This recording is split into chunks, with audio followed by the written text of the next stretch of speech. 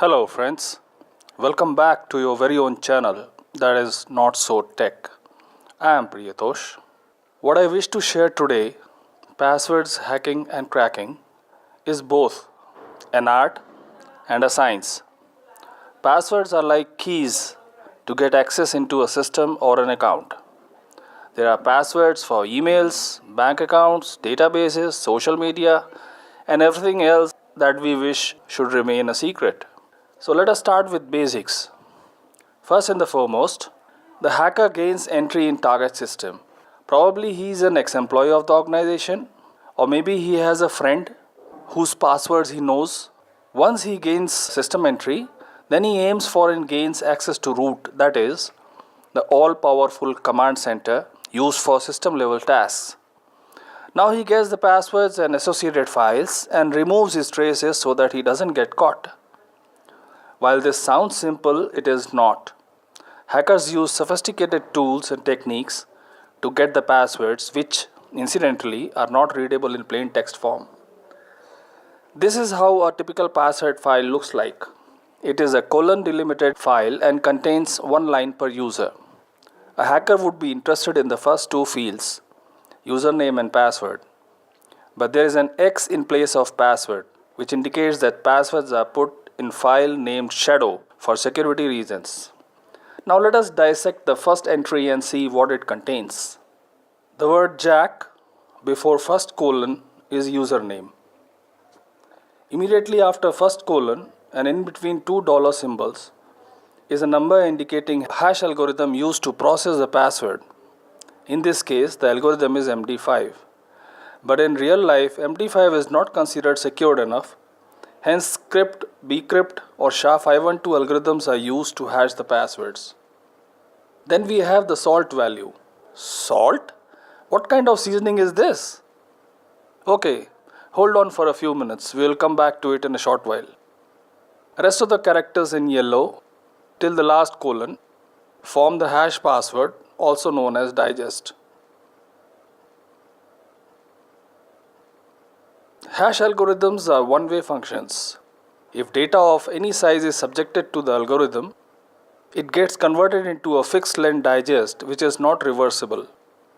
Secondly, slightest change in the input dramatically changes the digest.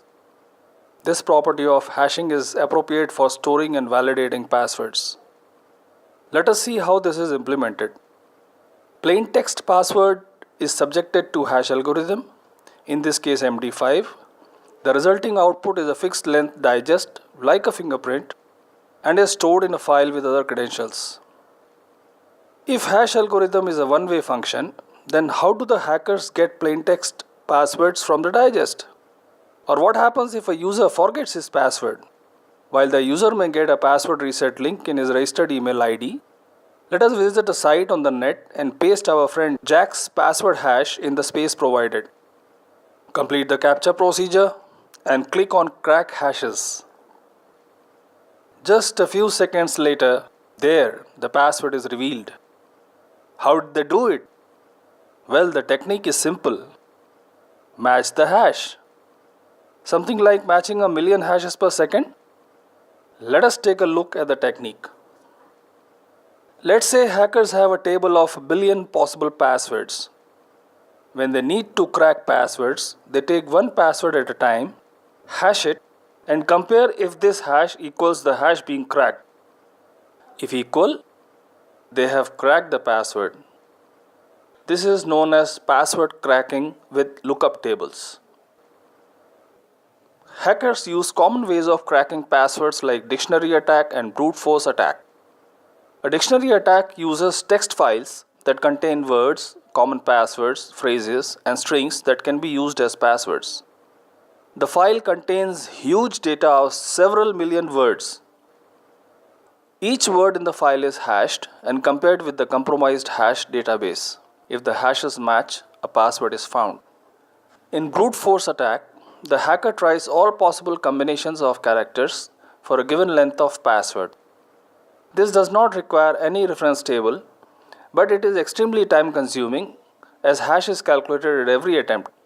It is not an energy efficient method and can take weeks in case the password length is more, but eventually the password is found. It is common for many users in the organization to have the same password. Reverse lookup table targets such users with dictionary or brute force attack and result correlated to many target hashes at the same time.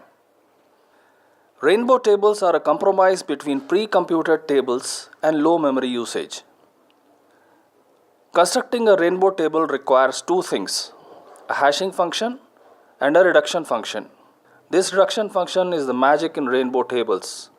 A chain in a rainbow table starts with an arbitrary plain text, hash it, reduce the hash to another plain text, hash the new plain text, and so on. The table only stores the starting plain text and the final hash you choose to end with, and so a chain containing millions of hashes can be represented with only a single starting plain text and a single finishing hash. So what is our safeguard against these tables? Well, use salt.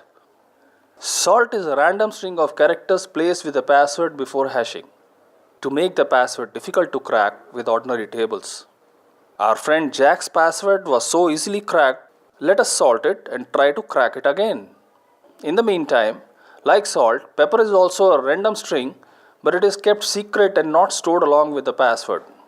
So we copied the salted hash, go back to the same site, complete the captcha procedure, and click on crack hashes. Few seconds, but this time the password is not revealed. In fact, if you notice above the area for pasting hashes, it is clearly mentioned that the site accepts non-salted hashes. Hence, salting is a great technique to save our passwords from hackers to a good extent. Well, lot many facts have been discussed in order to get strong passwords. In my opinion, a 9-character password with 2 characters each of uppercase and lowercase alphabets, 2 numbers and 2 symbols combined should give a strong password.